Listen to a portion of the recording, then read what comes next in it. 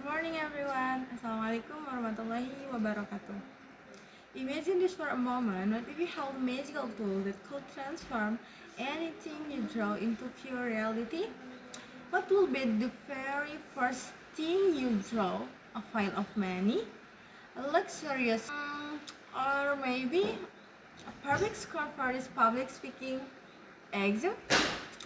Having having that kind of power sounds like a dream, but as we know, great power always comes with great responsibility. Today, I'm going to share an exciting classical folk tale about a young boy who received that exact magical gift. But first, let me introduce myself. My name is Siti Jaratul Fadila. I'm second semester student majoring in the English Language Education program at University Lautan Samasiro.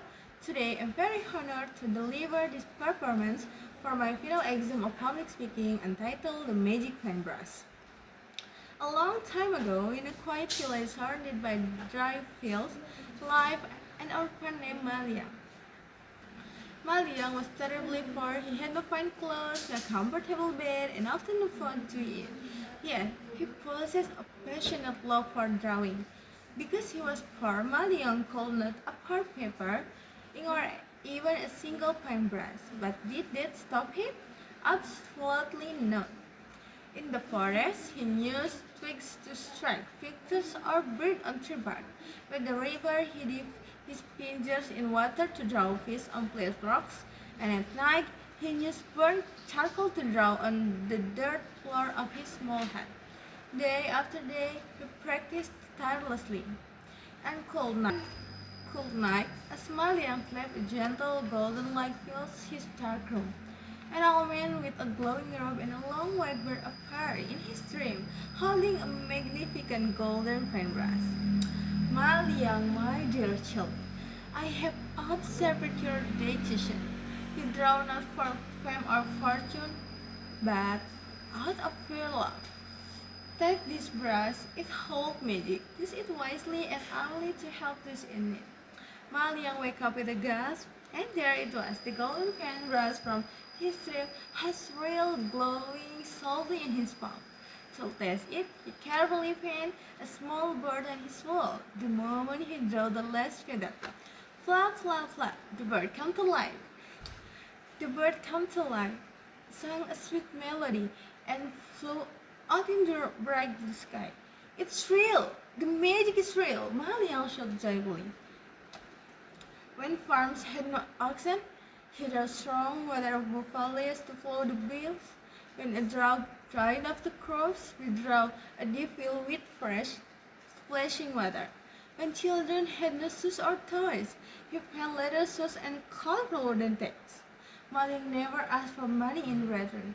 Seeing his neighbors happy was his greatest magic. Brush reached the green palace of a greedy, arrogant landlord. A brush that makes anything real, that belongs to me. Guard, arrest that boy. Late at night, guards broke into Maliang's hut and dragged him off to the cold palace garden. The landlord marched into the cell and snared down at him. Listen to me, boy. You will paint a mountain made of solid gold for me now. Do it or spend the rest of your life in this dungeon. Maliang know that giving gold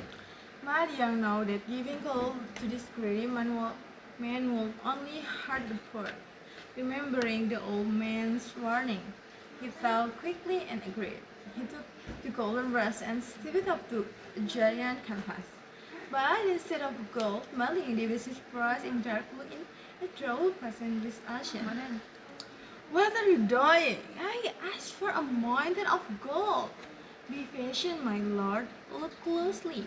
In the middle of the sea, Maliang painted a giant, sparkling mountain of pure gold. Gold, yes, but how am I supposed to get there? Maliang quickly painted a wooden flagship with large white sails. Tired the landlord and his hippie guards jumped on the board and set sail across the painted ocean. As the ship sailed, the landlord said, "Faster, Maliang! Draw some wheat." Maliang stood and this short. "You want wine? That wine you shall have." He swept his brush across the canvas, drawing dark storm clouds and harsh gusts of wind. Whoosh! The silence piped up.